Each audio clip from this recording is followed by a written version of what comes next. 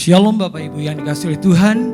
Sungguh kita bersyukur karena kita punya Allah yang begitu setia, Allah yang selalu membela hidup kita sehingga kita boleh ada sebagaimana kita ada. Itu oleh karena pembelaan Tuhan atas setiap kita. Kita bersyukur, kita mau datang pada Tuhan. Ini setiap kerinduan kami Tuhan. Terima kasih untuk setiap pembelaan-Mu, sehingga kami boleh merasakan kasih setia-Mu. Dan layaklah Engkau Tuhan Allah yang terus kami tinggikan dan kami muliakan. Ini pujian kami Tuhan. Haleluya.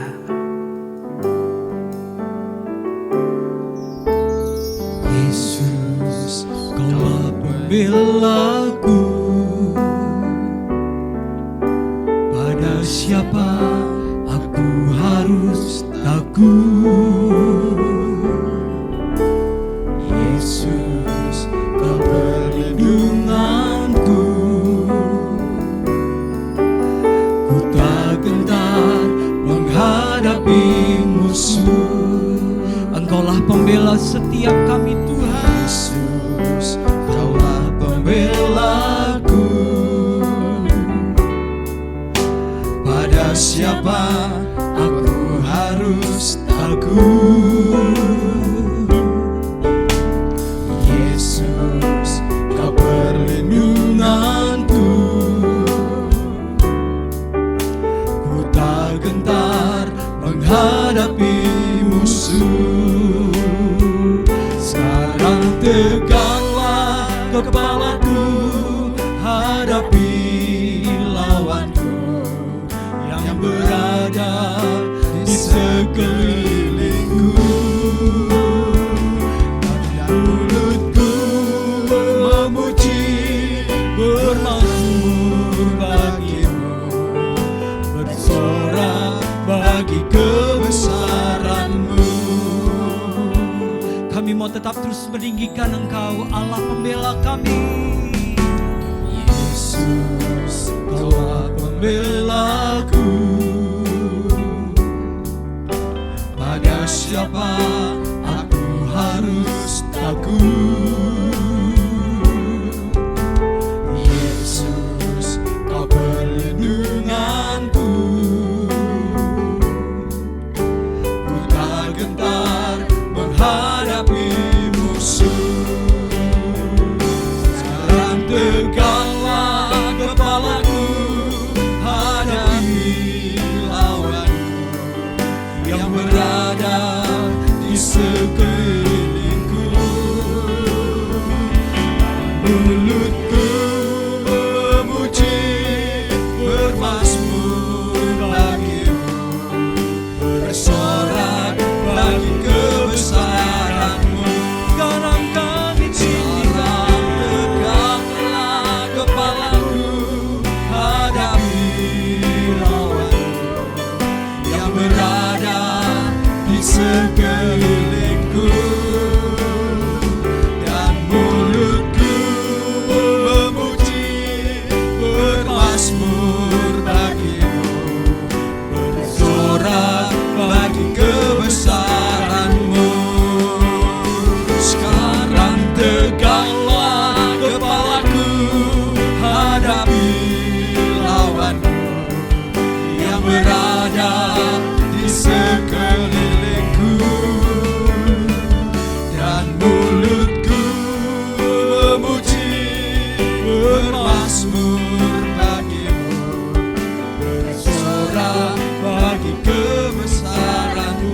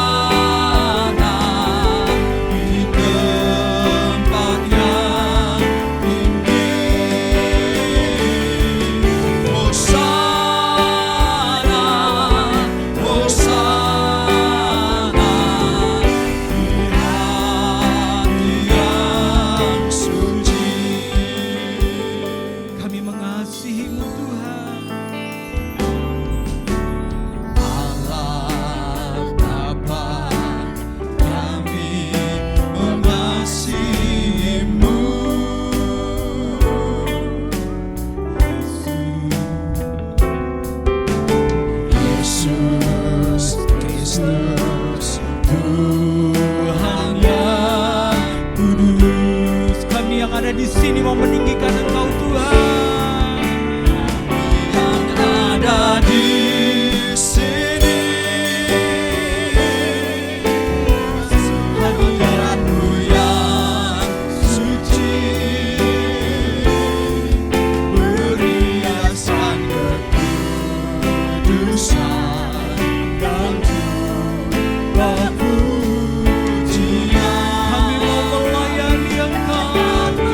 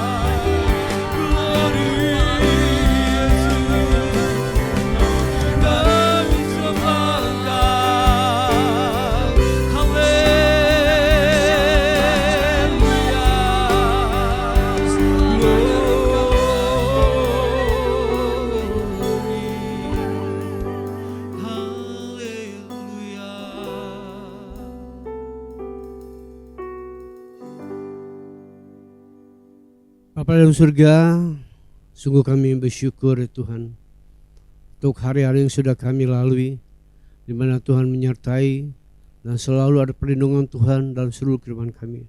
Bahkan berkat kemurahan kebaikan Tuhan terus Kau limpahkan dalam seluruh kehidupan kami ya Bapa. Sungguh kami bersyukur untuk saat ini Tuhan, pagi ini Tuhan, di mana kami datang kepada-Mu Tuhan Yesus. Kami sudah memuji dan menjamang Kau, nanti saatnya kami juga akan mendengarkan sebagian firman Tuhan. Kiranya berkati setiap kami Tuhan dengan firman-Mu Tuhan, biar pengurapan Roh Kudus terjadi dan setiap firman-Mu Tuhan, sehingga apa yang kami dengarkan tersimpan dalam hati sanubari kami dan jiwa kami, dan kami percaya kekuatan Roh Kuduslah kami dimampukan untuk menjadi pelaku-pelaku firman, menjadi saksi Kristus dimanapun kami berada. Terima kasih Bapa, di dalam nama Yesus kami siap mendengarkan firman-Mu Tuhan. Haleluya, amin. Selamat pagi saudaraku dalam Tuhan Yesus Kristus. Saat pagi hari kita bertemu kembali untuk beribadah kepada Tuhan. Kami percaya saudara dalam keadaan baik, sehat-sehat selalu, karena berkat Tuhan terus kelimpah. Perlindungan Tuhan ada penyertaan dalam seluruh kehidupan kita. Saat ini kita akan belajar tentang degradasi iman. tentang kemerosotan atau penurunan iman percaya kita kepada Tuhan. Bahkan iman kita kalau tidak kita pelihara terus bisa kandas, bahkan menyimpang dari jalurnya Tuhan. Dan kita percaya kalau kita jauh daripada Tuhan, hati kita tidak melekat pada Tuhan, maka lambat laun iman kita semakin menurun dan merosot. Itulah terjadinya degradasi iman terhadap kehidupan kita dan kepercayaan kita pada Tuhan. Tapi kalau kita harus memelihara iman kita sesuai dengan anjuran Rasul Paulus dalam 2 Timotius 4 ayat 7, aku telah mengakhiri pertandingan baik, aku telah mencapai garis akhir, dan aku telah memelihara iman. Memelihara iman. Itulah bagian kita, harus memelihara iman supaya kita mencapai garis akhir seperti yang dianjurkan oleh Rasul Paulus. Dan kita percaya kalau hati kita jauh, tidak mendekat pada Tuhan, dan kita datang hanya kepada Tuhan ketika hanya kita butuh Tuhan saja. Seperti sesuai dengan firman Tuhan, kalau kita seperti jauh daripada Tuhan, hidup kita tenang, tidak ada persoalan masalah, tenang-tenang saja, berkat melimpah, urusan beres semuanya, pekerjaan baik adanya. Nah, kita seperti yang tertulis dalam firman Tuhan dalam Yeremia 48 ayat 11. Firman Tuhan mengatakan seperti ini, saudaraku, Moab hidup aman dari sejak masa mudanya. Dia hidup tenang seperti anggur di atas endapannya. Tidak dituangkan dari tempayan yang satu ke tempayan yang lain, tidak pernah masuk ke dalam pembuangan, sebab itu rasanya tetap padanya dan baunya tidak berubah. Itulah kalau kita hidup tenang, tidak ada tantangan seperti anggur dalam endapannya. Kita harus memiliki satu hubungan yang lebih erat dengan Tuhan. Ketika tantangan datang, apapun yang kita hadapi, persoalan pergumulan, kita tetap kuat di dalam Tuhan, karena Tuhanlah yang menjadi tumpuan di dalam kehidupan kita, karena Dialah perlindungan kita, kekuatan kita, Dialah Yesus Kristus Tuhan kita. Nah, saudara, kita belajar bagaimana tentang hal-hal degradasi iman itu terjadi, sebab dan akibatnya, saudaraku. Saya mau ajukan pelajaran ini tentang 3 tak, yaitu tahta, harta, dan wanita bagi pria, pria bagi wanita. Degradasi iman itu bagaimana kelanjutannya ketika kita mengalami seperti itu, sejauh apa kita saat ini kondisi kita, apa hidup kita tenang tanpa hubungan kita dengan Tuhan dengan baik-baik saja, atau hal-hal yang lain yang kita lakukan supaya kita pun harus menghadapi tantangan dengan kekuatan kemampuan Tuhan, kita tetap teguh dan percaya, kita tetap memelihara iman kita, dan kita akan terus belajar tentang 3 tak nih, saudaraku. Banyak orang yang mengejar tentang harta, dan wanita atau pria bagi wanita. Mereka mengejar salah satunya, walaupun mereka berhasil, tapi mereka akan meninggalkan nih, saudaraku. Seperti di pengkhotbah mengatakan, semua dalam ini menjaring seperti menjaring angin. Semuanya adalah kesia-siaan. Tapi kita terus belajar tentang firman Tuhan. Tak yang pertama, tahta itu. Kita belajar tentang contoh dari tokoh Alkitab, Raja Saul, saudaraku. Raja Saul diurapi untuk menjadi raja oleh Nabi Samuel karena keinginan bangsa Israel punya raja seperti bangsa-bangsa lainnya. Ketika dalam zamannya hakim-hakim, Israel tetap dipimpin oleh Tuhan melalui hakim-hakim. Ketika bangsa Israel keluar dari tanah Mesir pun dipimpin oleh Musa, dan Tuhanlah yang menjadi pusat kekuatan memimpin bangsa Israel keluar dari tanah Mesir itu menuju tanah Kanaan, tanah perjanjian itu sendiri. Dan Raja Saul dipilih oleh Tuhan untuk memimpin bangsa Israel, menjadi raja dalam kerajaan Israel. Inilah hal yang kita pelajari dari Raja Saul, saudaraku. Raja Saul jatuh dalam dosa karena ketidaktaatan terhadap perintah-perintah Tuhan. Hal yang pertama yang Raja Saul lakukan, ketidaktaatan. Kita lihat dalam Pertama kita lihat dari 1 Samuel 10 ayat 1. Lalu Samuel mengambil buli-buli berisi minyak, dituangnyalah ke atas kepala Saul, diciumnyalah dia sambil berkata, "Bukankah Tuhan telah mengurapi engkau menjadi raja atas umatnya Israel? Engkau akan memegang tampuk pemerintahan atas umat Tuhan dan engkau akan menyelamatkannya dari tangan musuh-musuh di sekitarnya. Inilah tandanya bagimu bahwa Tuhan telah mengurapi engkau menjadi raja atas miliknya sendiri." Itulah urapan pertama ketika Raja Saul menjadi raja atas Israel. Melalui Nabi Samuel, Tuhan memerintahkan Saul untuk menjadi raja untuk bangsa Israel. Dan hal-hal yang pertama menjadi awal kejatuhan Raja Saul ialah ketidaktaatan atas perintah Tuhan melalui Nabi Samuel ini. Kita lihat dalam 1 Samuel 10, "Engkau harus pergi ke Gilgal mendahului aku dan camkanlah, aku akan datang kepadamu untuk mempersembahkan korban bakaran dan korban keselamatan. Engkau harus menunggu 7 hari lamanya sampai aku datang kepadamu dan memberitahukan kepadamu apa yang harus kau lakukan."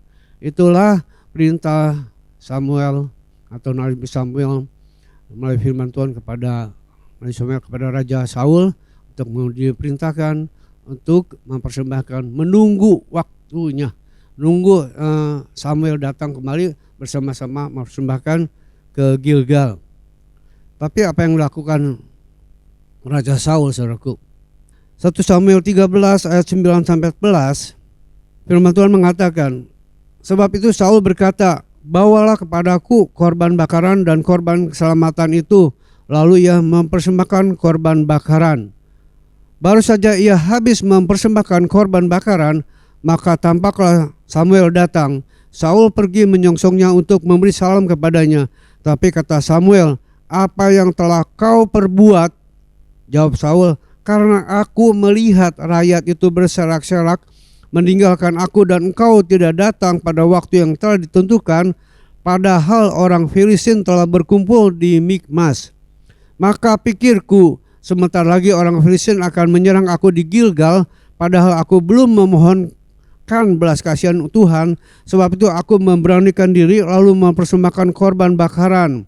Kata Samuel kepada Saul, "Perbuatanmu itu bodoh. Engkau tidak mengikuti perintah Tuhan Allahmu yang diperintahkannya kepadamu, sebab sedianya Tuhan mengokohkan kerajaanmu atas Israel untuk selama-lamanya, tetapi sekarang kerajaanmu tidak akan tetap. Tuhan telah memilih seorang yang berkenan di hatinya dan Tuhan telah menunjuk dia menjadi raja atas umatnya karena engkau tidak mengikuti apa yang diperintahkan Tuhan kepadamu." Itulah awal pertama kali kejatuhan Raja Saul karena ketidaktaatan. Ini ada ketetapan Tuhan, saudaraku. Seorang raja harus tunduk dan taat kepada imam atau nabi yang diperintahkan Tuhan, bahkan untuk mempersembahkan kepada Tuhan. Korban-korban apapun juga harus melalui nabi ataupun imam-imam yang telah dipilih oleh Tuhan. Karena Raja Saul melihat kondisi keadaan waktu itu, orang Filistin sedang menyerang dia, maka dia pikir Nabi Samuel belum datang juga, maka dia memberanikan dia pikir dia sebagai raja, dia berkuasa.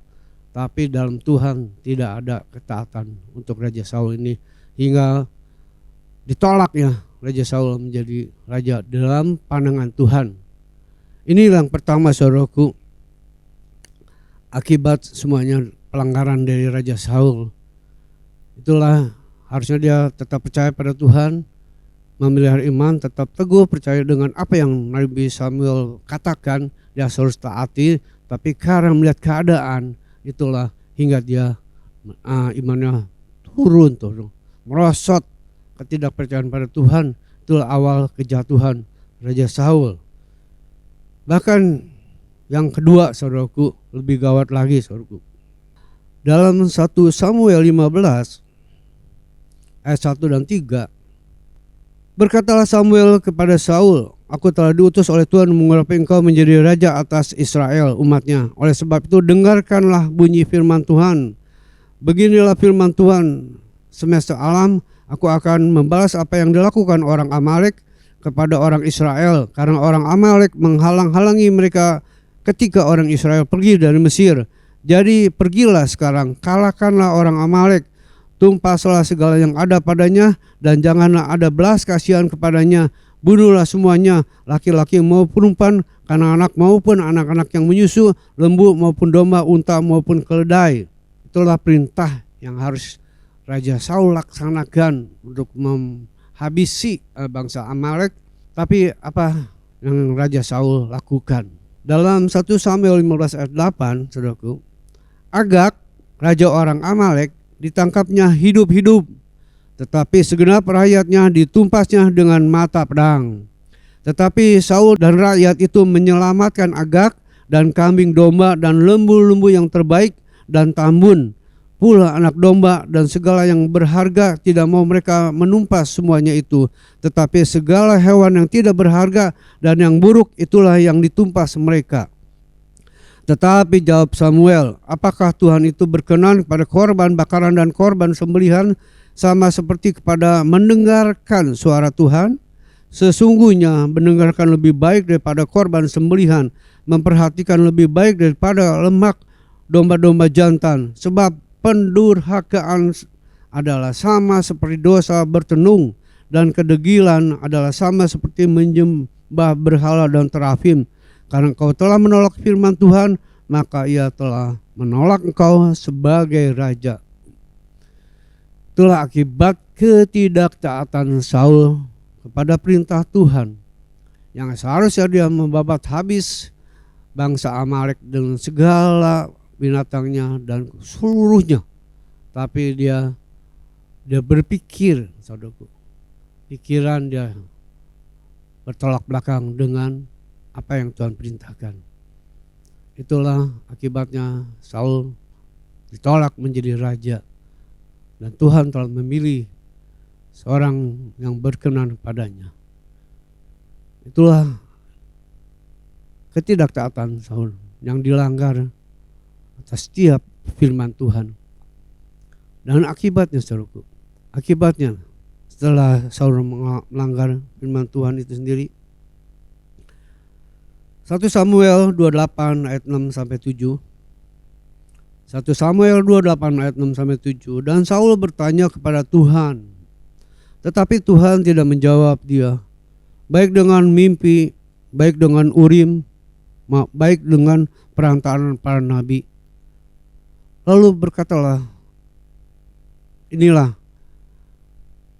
biasanya kalau seorang raja, kalau ingin sesuatu masalah datang kepada Tuhan melalui nabi, melalui mimpi, apapun juga Tuhan menyatakan.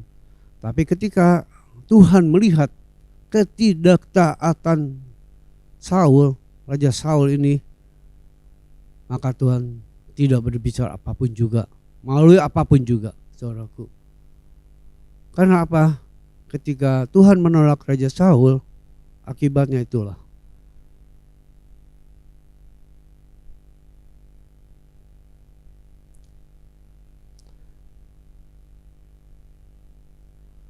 Karena apa, saudaraku? Ketika awal Tuhan menolak Raja Saul, 1 Samuel 16 ayat 14 mengatakan, tetapi roh Tuhan telah mundur dari Saul, dan sekarang ia diganggu oleh roh jahat yang daripada Tuhan. Itulah akibat ketidaktaatan Raja Saul kepada perintah Tuhan, maka Tuhan sudah meninggalkan Saul. Rohnya sudah tidak memimpin Saul kembali. Dan terlebih gawat lagi, saudaraku, akibat ketidaktaatan, dan Tuhan meninggalkan, dan Saul meminta apapun juga, mohon pada Tuhan, Tuhan tidak pernah jawab melalui apapun juga, mimpi, baik para nabi maupun Urim. Dan lebih gawat lagi ketika Raja Saul, dulu dia pernah memerintahkan setiap para petenung yang memanggil roh apapun juga dihabiskan di negeri bangsa Israel sendiri karena perintah Saul. Tapi ketika Raja Saul sudah memohon, meminta kepada Tuhan, tapi Tuhan tidak pernah menjawabnya melalui nabi, Urim apapun, mimpi yang lainnya. Bahkan terlebih gawat lagi, dalam 1 Samuel 28 ayat 7-nya, Lalu berkatalah Saul kepada para pegawainya, "Carilah bagiku seorang perempuan yang sanggup memanggil arwah, maka aku hendak pergi kepadanya dan meminta petunjuk kepadanya." Para pegawainya menyuruh dia, di Endor ada seorang perempuan yang sanggup memanggil arwah. Sampai begitu drastisnya jatuhnya iman percaya Saul kepada Tuhan. Apa yang dia sudah nyatakan, dia lakukan, saudaraku. Itulah akibat kalau seorang tidak taat kepada Tuhan. Dan apapun yang doakan dan Tuhan tidak pernah jawab, seperti Raja Saul ini, sampai mencari dukun, peramal, orang pintar, apapun juga. Itulah pendurhakaan yang terjadi pada diri Saul. Dan tragisnya sampai akhirnya kita bisa melihat bagaimana Raja Saul berakhir. Dalam 1 Samuel 31 ayat 9, mereka memancung kepala Saul, merampas senjata-senjatanya dan menyuruh orang berkeliling di negeri orang Filistin untuk menyampaikan kabar itu di kuil berhalanya dan kepada rakyat. Betapa tragis akhir dari seorang raja. Yang pertama diurapi oleh Tuhan untuk menjadi raja bangsa Israel, karena dia pikir sebagai raja berkuasa untuk melakukan menurut kehendaknya sendiri-sendiri, tapi tidak taat pada perintah Tuhan akibatnya. Nah, itulah pelajaran buat kita. Bagaimana kita harus taat dan setia pada Tuhan dalam setiap hal apapun juga yang lakukan. Kita mengejar tahta, mengejar apapun juga yang kita lakukan, posisi kedudukan di dunia ini, baik dengan daya sekuler maupun dalam kehidupan rohani, setiap kehidupan ini tuh. Kalau kita tidak taat pada firman Tuhan, mungkin ya kita mungkin tidak setragis yang Raja Saul lakukan. Itulah perjalanan pertama, yaitu tentang tahta, saudaraku. 3 tahta ini tentang tahta. Yang kedua, wanita bagi pria atau juga pria bagi wanita. Itu bagian juga, karena seorang wanita atau seorang pria maka orang bisa jatuh dalam dosa dan degradasi terjadi, kemerosotan iman. Kita ambil contoh Daud. 2 Samuel 11 ayat 1 sampai 5, firman Tuhan mengatakan, pada pergantian tahun, pada waktu raja-raja biasanya maju berperang, maka Daud menyuruh Yoab maju berserta orang-orangnya dan menyuruh orang-orang Israel. Mereka memusnahkan Bani Amon dan mengepung kota Raba, sedang Daud sendiri tinggal di Yerusalem. Sekali peristiwa pada waktu petang, ketika Daud bangun dari tempat pembaringannya, lalu berjalan-jalan di atas sotoh istana, tampak kepadanya dari atas sotoh seorang perempuan sedang mandi. Perempuan itu sangat elok rupanya. Lalu Daud menyuruh orang bertanya tentang perempuan itu, dan orang itu berkata, itu adalah Batsheba binti Eliam, istri Uria orang Het itu. Sesudah itu Daud menyuruh orang mengambil dia. Perempuan itu datang kepadanya, lalu Daud tidur dengan dia. Perempuan itu baru selesai membersihkan diri dari kenajisan. Kemudian pulanglah perempuan itu ke rumahnya. Lalu mengandunglah perempuan itu dan disuruhnya orang memberitahukan kepada Daud, demikian, aku mengandung. Ini awal pertama, awal permulaan Raja Daud. Karena Raja Daud orang yang berkenan pada Tuhan. Dalam peperangan, dalam setiap dia pun dikejar-kejar oleh Raja Saul waktu itu, Tuhan terus menyertai dan melindungi dia, menjaga dari setiap langkah kehidupan Raja Daud. Tapi ketika orang-orang berperang melawan Bani Amon, Daud tenang sendirian, saudaraku. Tidak ikut berperang. Disinilah kondisi keadaan seorang ketika tenang, tiada pergumulan, tiada peperangan apapun juga. Nah, itulah mulai melihat-lihat sesuatu yang tidak layak dilihat. Inilah awal kejatuhan Daud. Daud tahu bahwa apa yang dilakukan itu sungguh tidak berkenan pada Tuhan.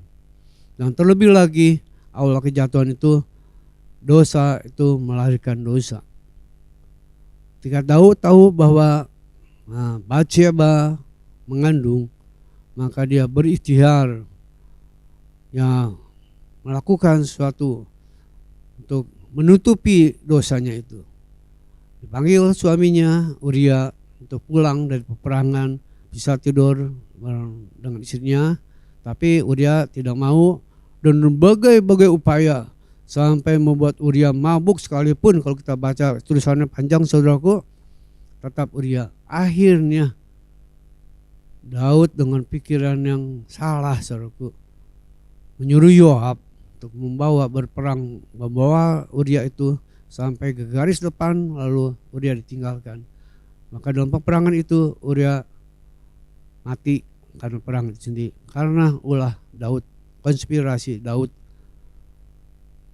Itulah yang tidak berkenan pada Tuhan. Satu, sudah mengambil istri orang dan berzina, dan juga terlebih lagi suaminya pun terbunuh karena ulahnya Daud. Tuhan menegur Daud, saudaraku. 2 Samuel 12 ayat 9-14. Firman Tuhan mengatakan, mengapa engkau menghina Tuhan dengan melakukan apa yang jahat di matanya? Uria orang Het itu kau biarkan ditewaskan dengan pedang, istrinya kau ambil menjadi istrimu, dan dia sendiri telah kau biarkan dibunuh oleh pedang Bani Amon. Oleh sebab itu pedang tidak akan menyingkir dari keturunanmu sampai selama-lamanya, karena engkau telah menghina aku dan mengambil istri Uria orang Het untuk menjadi istrimu. Beginilah firman Tuhan, bahwasanya malapetaka akan kutimpahkan ke atasmu yang datang dari kaum keluargamu sendiri. Aku akan mengambil istri-istrimu di depan matamu dan memberikannya kepada orang lain. Orang itu akan tidur dengan istri-istrimu di siang hari. Sebab engkau telah melakukan secara tersembunyi, tetapi aku akan melakukan hal itu di depan seluruh Israel secara terang-terangan. Lalu berkatalah Daud kepada Nathan, aku sudah berdosa kepada Tuhan. Dan Nathan berkata kepada Daud, Tuhan telah menjauhkan dosamu, engkau tidak akan mati. Walaupun demikian, karena engkau dengan perbuatanmu telah sangat menista Tuhan, pastilah anak yang lahir bagimu akan mati. Akibat dari dosa yang Daud lakukan, saudaraku, itu sungguh menista Tuhan. Daud bertobat, saudaraku. Sungguh luar biasa, punya kerendahan hati, bertobat dari segala dosa yang salah. Kalau kita baca dalam 1 Yohanes 1 ayat 9, jika kita mengaku dosa kita, maka ia adalah setia dan adil, sehingga ia akan mengampuni segala dosa kita dan menyucikan kita dari segala dosa. Dan keadilan Tuhan dibuktikan. Daud menjalani hukuman dari Tuhan. Karena kita percaya kalau kita mengaku dosa kita, maka ia setia dan adil. Setia ini dia mengampuni segala dosa kita, karena kita mengaku segala dosa kita dan perbuatan kita. Tapi keadilan Tuhan kita harus jalani, saudaraku. Sebab akibat yang kita lakukan, seperti Daud ini sendiri, itu harus kita jalani. Kalau kita memang sungguh-sungguh melakukan perbuatan dosa, seperti Raja Daud ini, dan kita tahu akibatnya apa, sesuai dengan apa yang difirmankan oleh Tuhan melalui Nabi Nathan itu sendiri terjadi. Kalau kita baca dalam 2 Samuel 16 ayat 21 dan 22, lalu jawab Ahitofel kepada Absalom, hampirilah gundik-gundik ayahmu yang ditinggalkannya untuk menunggui istana. Apabila seluruh Israel mendengar bahwa engkau telah membuat dirimu dibenci oleh ayahmu, maka segala orang yang menyertai engkau akan dikuatkan hatinya. Maka dibentangkanlah kemah bagi Absalom di atas sotoh, lalu Absalom menghampiri gundik-gundik ayahnya di depan mata seluruh Israel. Terjadilah sesuai dengan apa yang Tuhan lakukan kepada Raja Daud, penghukuman. Keadilan Tuhan harus dinyatakan, karena dia adil, saudaraku. Dia tidak ingin orang yang berbuat dosa begitu saja tenang-tenang aja, walaupun sudah ampun, tapi akibat dosa itulah apalagi merugikan orang lain. Nah, itu harus ditanggung oleh setiap orang yang berbuat dosa. Itu pelajaran tentang tak yang kedua. Tak yang ketiga itu harta, uang, duit. Kalau orang kita mah orang Tionghoa cian atau cuan juga, keuntungan yang dikejar-kejar. Ada contoh saudara juga tentang Yudas Iskariot. Yudas Iskariot oleh karena mengejar keuntungan di dalam situasi kesempatan, ini jatuhnya karena dasarnya adalah cinta uang. Kalau kita baca dalam Yohanes 12 ayat 4 sampai 6, Yohanes 12 4 sampai 6, tetapi Yudas Iskariot, seorang dari murid-murid Yesus, ia akan segera menyerahkan dia berkata, mengapa minyak narwastu ini tidak dijual 300 dinar dan uangnya diberikan kepada orang-orang miskin?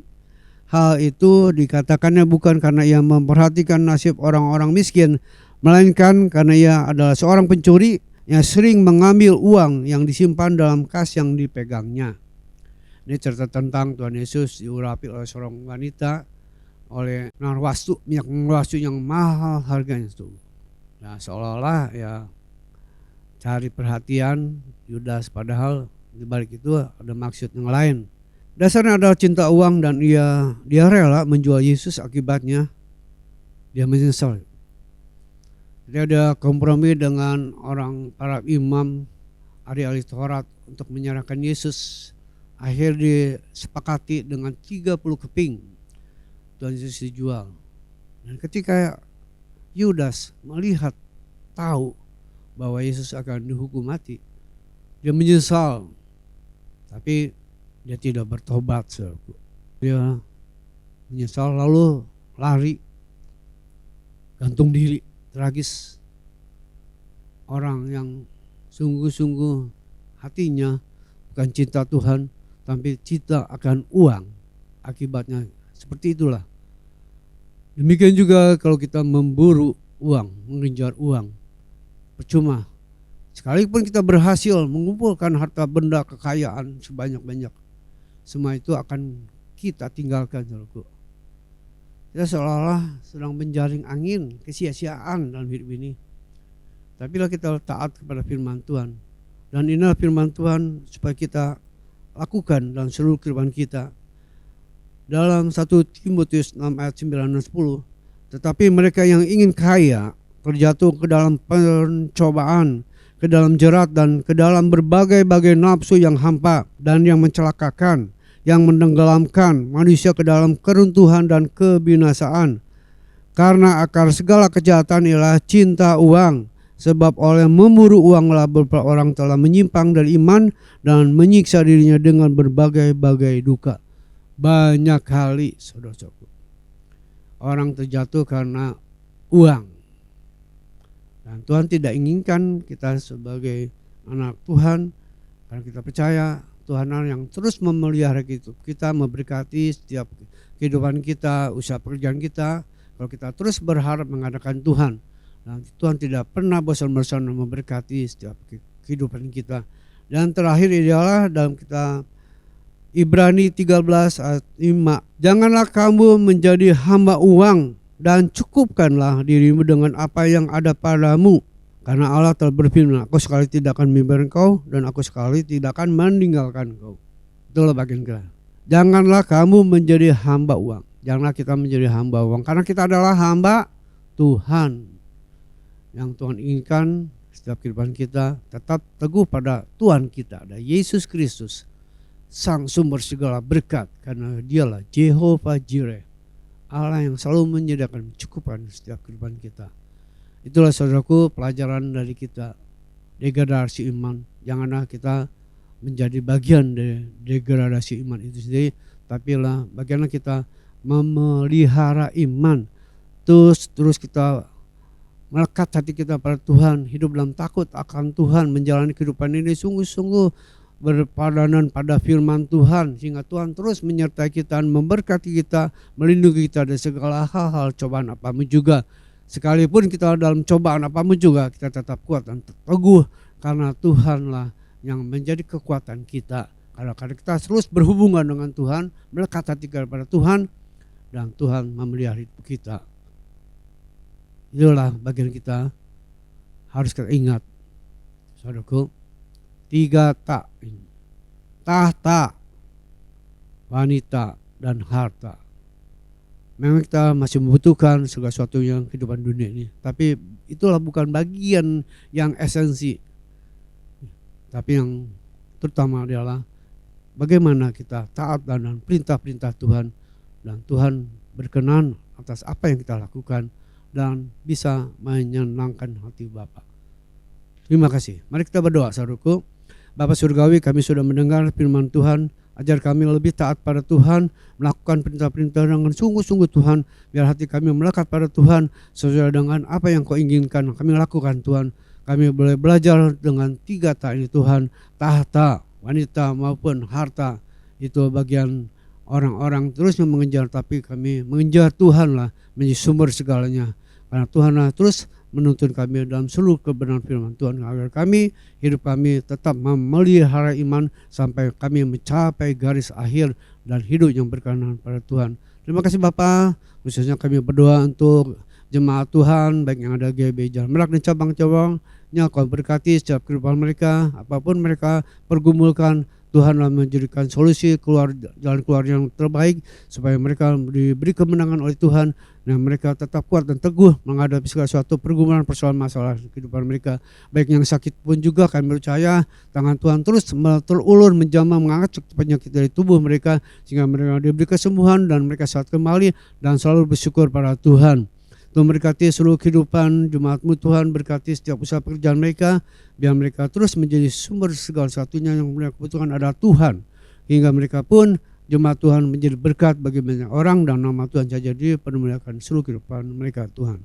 Terima kasih Bapa. Sesuai kami berdoa untuk kota kami Bogor, berkati kota ini Tuhan, biar shalom Tuhan turun di dalam nama Yesus buat kota ini Tuhan, hingga kota ini tetap aman, tenang, tentram. Biar Tuhan juga mencurahkan hujan keselamatan, hujan pertobatan bagi kota ini Tuhan, sehingga warga yang belum kenal Yesus menerima Yesus sebagai Tuhan dan Juru Selamat. Demikian juga untuk Indonesia, berkati Indonesia Tuhan, dari ujung timur sampai ujung barat, di utara sampai selatan, seluruh bumi dan nusantara. Tuhan berkati seluruh keberadaan bangsa Indonesia Tuhan, khususnya mereka yang sungguh-sungguh Tuhan mencari Tuhan, biar Tuhan menyatakan diri-Mu pribadi lepas pribadi kepada mereka yang belum menerima Yesus sebagai Tuhan Juru Selamat, hingga mereka menerima Yesus dan menjadikan Yesus sebagai Tuhan dalam kehidupan mereka. Berkati pemerintahan yang ada Tuhan, baik yang dari pusat, presiden, wakilnya juga sampai ke bawah, sampai RT RW. Tuhan berkati seluruh kehidupan bangsa ini Tuhan. Apapun bangsa ini dalam pergumulan masalah Tuhan, campur tangan turun tangan, berikan hikmat pengertian lebih lagi kepada pemerintah yang ada Tuhan, hingga pemerintah melakukan kesejahteraan bagi rakyat-rakyatnya, dan terus Tuhan kebaikan ada di bangsa ini Tuhan. Berkat-Mu terus melimpah dalam setiap individu dan pemerintah ini Tuhan. Terima kasih Bapa, di dalam nama Yesus kami ucap syukur dan telah berdoa. Saudaraku, arahkan hatimu dan angkat kabar Tuhan untuk menerima berkat daripada Tuhan. Saudaraku yang kasih Tuhan Yesus, engkau sudah mendengarkan firman Tuhan disampaikan oleh hamba-Nya pada hari ini. Jika engkau melakukan dengan segenap hatimu, segenap jiwamu, akal budi dan kekuatanmu, maka Dialah sumber segala berkat, akan memberkati hidupmu. Diberkati engkau dan diberkati keluargamu, diberkati usaha pekerjaanmu, dan diberkati anakmu bersekolah, dan diberikan kecerdasan, kepintaran.